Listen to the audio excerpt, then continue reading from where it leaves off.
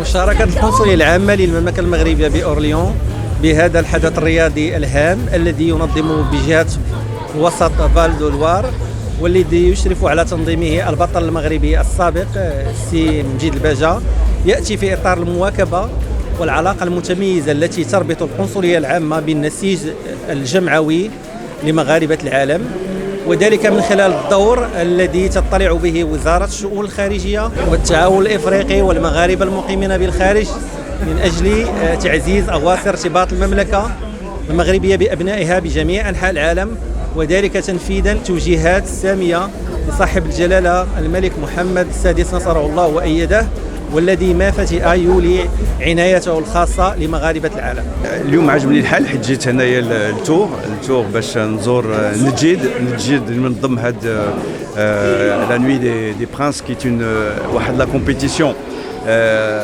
في المستوى كبيره ديال الابطال ديال لا بوكس وديال الكيك بوكسين، اللي زعما اللي مزيان في هادشي كله اللي تنشوف بلا الجاليه المغربيه ملي تلقى الناس في المستوى محامينهم كلشي يدوز مزيان، وملي تنقول الناس في المستوى راه نتوما كيف شفتوا القنصليه كاينه تبارك الله، الناس القنصليه كاينين حاضرين تيشجعوا الدراري، وهذا الشيء هو اللي خص يكون، حيت الجاليه المغربيه باش ما هذاك العرق ديالها يبقى كل نهار حي،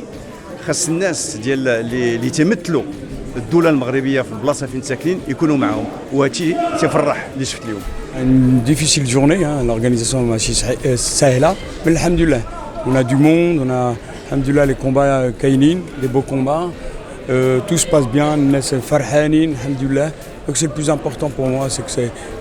la salle est pleine, alhamdoulilah, donc c'est impeccable pour moi, je suis content. C'était difficile, parce que l'organisation c'est pas facile, mais là je suis content. Une bonne soirée, les gens sont contents, des bons combats, c'est ça qu'on veut, c'est ça que je voulais, alhamdoulilah.